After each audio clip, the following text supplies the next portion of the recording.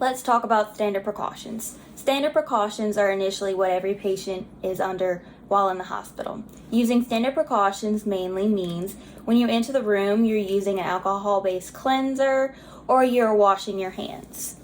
So this is a little alcohol-based cleanser.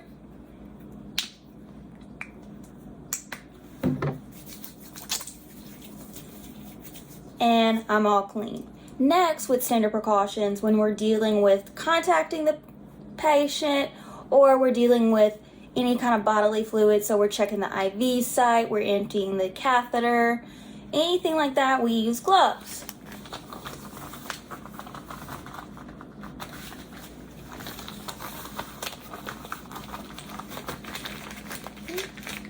And I'm ready to go. Now let's talk about contact precautions. Contact precautions is most commonly seen with patients with C. diff. So when you're entering the patient's room, again, you're performing hand hygiene. You're either using an antiseptic cleanser or you're washing your hands with soap and water. Next, you're wanting to gown up. So you're wanting to grab one of those lovely yellow gowns and you're covering everything. You're covering your clothes, you're covering your shoes, you are just covering everything. So now that we're all covered with our clothing, because if any of the C. diff would happen to get on our clothes, we can still catch it. So now we're going to put on gloves as usual because we will be dealing with bodily fluids, and we always wear gloves when dealing with bodily fluids. No one wants to deal with any of that. So this is basically what you look like walking into a room with a patient who has C. diff. All gowned up and gloved up. The patient may be intimidated, but just explain to them that it's for the safety of them and the safety of yourself. Also, typically, you should have a sign on the door of the patient's room for any family members to come to the nurse's station prior to entering the room, just to go over some certain things and also give them supplies for entering the room and interacting with the patient. Also, the equipment you use in the patient's room. So a patient with C. diff, they have the contact precautions. So you're going to leave things like a stethoscope. We have disposable ones in the hospital. And you're going to leave the vital sign machine, including the blood pressure cuff, in the room so you're not taking things in and out and risking contaminating everything. Once the patient is clear of C. diff, you can clean the equipment with an alcohol-based solution. So we have the orange bottled cavi wipes. We use those for C. diff because they are seen to kill C. diff the best. So we wipe everything down before it is used on another patient. Let's talk about airborne precautions. Airborne precautions are typically seen with patients with tuberculosis or COVID-19. Airborne precautions simply means that when the patient breathes out, they are breathing out particles that can lead to spread of the communicable disease. Right now, what is very prevalent and always important to wear when you're dealing with airborne precaution patients is a mask, but not just any mask, an N95 mask. This mask is designed to fit each individual person. So the test to do that is trying on different sizes and having a solution sprayed in front of you. When you cannot smell the solution sprayed in front of you, you know that is the perfect mask for you, because that means when the patient breathes out, nothing is penetrating that mask barrier. So you are at less means of getting contaminated, which is awesome. No one wants to really go through the airborne precautions themselves.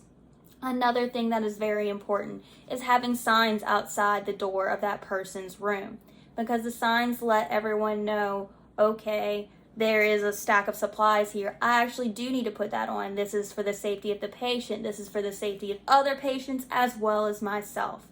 This sign also can be used to let the family members know something is up. Something may be a barrier for them visiting their loved ones at this time. So this allows the family to come to the nursing station and say, hey, I see this sign on the door. What do I need to do?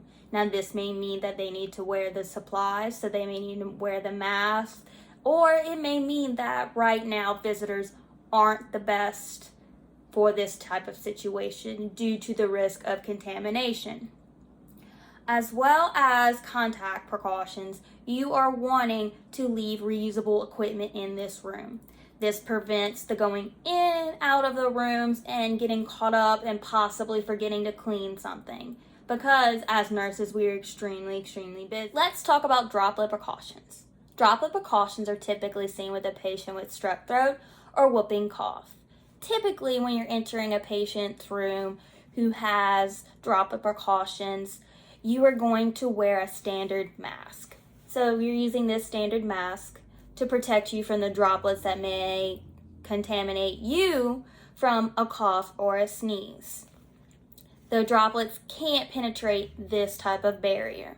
Also, you want to use gloves because the droplets can contaminate surfaces that the nurse may touch. So the side railings of the bed, the little desk that we have that the patients use to eat off of, or sometimes the nurses use as well to set up different procedures.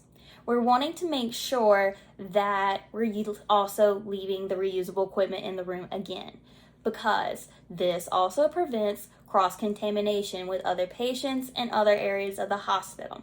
So the reusable equipment of the stethoscope and the blood pressure cuff and the vital sign machine are left in the room. Once the patient is cleared, we can wipe everything down with the cavity wipes, either the orange or the purple top, to make sure we have the best clean and we've disinfected everything.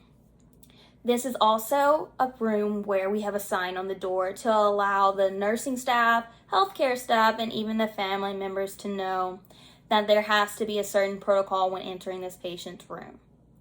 This means that they too have to have the masks and the gloves. Now that we have talked about isolation protocols, let's talk about some general rules to follow when you're entering the patient's room. First, you need to clean your hands. So this means either using soap and water or an alcohol-based cleanser to prepare yourself for dealing with the patient. Next, we want to put on some gloves. We want to wear gloves anytime we're coming in contact with our patient because we don't know if they're maybe bleeding, if they have a cut, if their IV is messed up, or if they've had an accident, they've had a bowel movement, or they've urinated on themselves. Those are things we don't want to come in contact with our bare hands. Another thing we need to keep in mind is how we deal with sharps. When you're starting an IV, it's easy to put the needle down, to tape everything together, but we're wanting to make sure we put it out of the field and away, and as soon as possible, disposing in the sharps container. This will prevent injury from ourselves and the patient and their family members. Another thing we need to keep in mind is the proper cough or sneezing etiquette. We live in South Louisiana. Allergies are for everyone. So the proper cough or sneezing etiquette is always important. So what you want to do is step away from the patient, scoot back from your field, turn your head away, and cough or sneeze into your elbow. By coughing or sneezing into our elbow, we're not doing the typical sneeze into our hands and then touching the patient, because that would just be really gross. This allows us to not have contact with things we're directly touching the patient with. After we've coughed or sneezed, it is important we again wash our hands, put new gloves on, start as a new base.